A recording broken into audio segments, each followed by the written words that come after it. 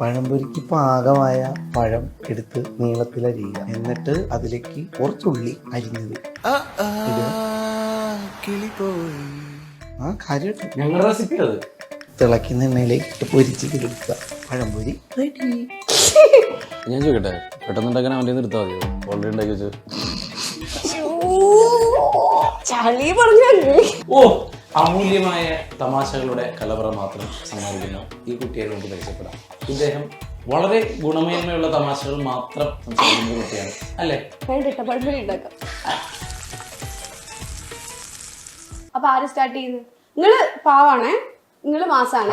രണ്ടാളുടെ character അങ്ങോട്ടും ഇങ്ങോട്ടും മാറ്റിയിട്ട് നമ്മൾ പഴംപൊരി ഉണ്ടാക്കാൻ വേണ്ടിട്ട് പോവാ. ഓക്കെ, എന്നാ നിങ്ങൾ പറഞ്ഞോളി പഴംപൊരി എങ്ങനെ ഉണ്ടാക്കും? പാവം. പഴംപൊരിക്ക് പാകമായ പഴം എടുത്ത് നീളത്തിലരിയുക. അതിനെ ലെങ്ത്ത് നടുക്ക് വെച്ച് കട്ട് ചെയ്ത് പകുതിയാക്കുക. എന്നിട്ട് അല്പം മൈദമാവും കുറച്ച് വെള്ളവും ചേർത്ത് ഇത്തിരി മഞ്ഞപ്പൊടി ഇട്ട് കുറച്ച് അരിപ്പൊടി കൂടി മിക്സ് ചെയ്താൽ കുറച്ചൊരു തരിതരിപ്പും കൂടി കിട്ടും. കുറച്ച് പഞ്ചസാരയും കൂടി ഇട്ട് കഴിഞ്ഞാൽ കലക്കും. ഇതങ്ങോട്ട് കലക്കുക. കുറച്ച് ഉപ്പും കൂടി വേണം കേട്ടോ. എന്നിട്ട് അതിലേക്ക് കുറച്ചുള്ളി അരിഞ്ഞത് ഇടുക. കാര്യമായിട്ട് ഞങ്ങളുടെ റെസിപ്പി അത്. എന്നിട്ട് ഇത് മൊത്തത്തിൽ നന്നായിട്ട് കലക്കി അങ്ങോട്ട് വയ്ക്കുക. എന്നിട്ട് ഈ പഴം ഇതിൽ മുക്കി കോരി തിളയ്ക്കുന്ന എണ്ണയിലേക്ക് ഇട്ട് പൊരിച്ച് എടുക്കുക. പഴംപൊരി റെഡി. പഴംപൊരി എടുക്കുക. ആദ്യം പഴം എടുക്കുക. ഞാൻ ചോദിക്കട്ടെ, പെട്ടെന്നുണ്ടാക്കാൻ അവൻ്റെ നിർത്താൽ മതിയോ? ഓൾറെഡി ഉണ്ടാക്കി വെച്ചു.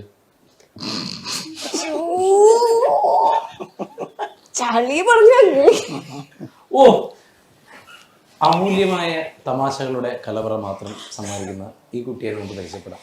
ഇദ്ദേഹം വളരെ ഗുണമേന്മയുള്ള തമാശകൾ മാത്രം സംസാരിക്കുന്ന കുട്ടിയാണ് അല്ലേ? ഇത്രയും മതി. നെക്സ്റ്റ് നിങ്ങൾ പറയില്ലേ? അപ്പൊ പിന്നില്ലേ, നമ്മളെ നമുക്കൊരു ഫ്രണ്ട് ഉണ്ട്. ആ ഫ്രണ്ട് ത്രൂ നമുക്ക് കുറച്ച് കാര്യങ്ങളൊക്കെ നിങ്ങളുടെ സെറ്റിൽ നിന്ന് കിട്ടിയിട്ടുണ്ട്. പേഴ്സണൽ ഫ്രണ്ട്, എൻ്റെ എല്ലാ പ്രൊഡ്യൂസറുടെ. അപ്പോൾ പുള്ളിക്കാരൻ കുറച്ച് കാര്യങ്ങളൊക്കെ നമുക്ക് പറഞ്ഞു തന്നു. അതായത് രഹസ്യങ്ങൾ. അതായത് നിങ്ങളുടെ ഈ സിനിമയുടെ പാക്കപ്പിന്റെ സമയത്ത് ഭയങ്കര കരച്ചിലായിരുന്നു എല്ലാവരും, പക്ഷെ ഒരാൾ മാത്രം കരഞ്ഞില്ല എന്ന് പറഞ്ഞു. അത് ആരാ കരയാണ്ടിരുന്നേ?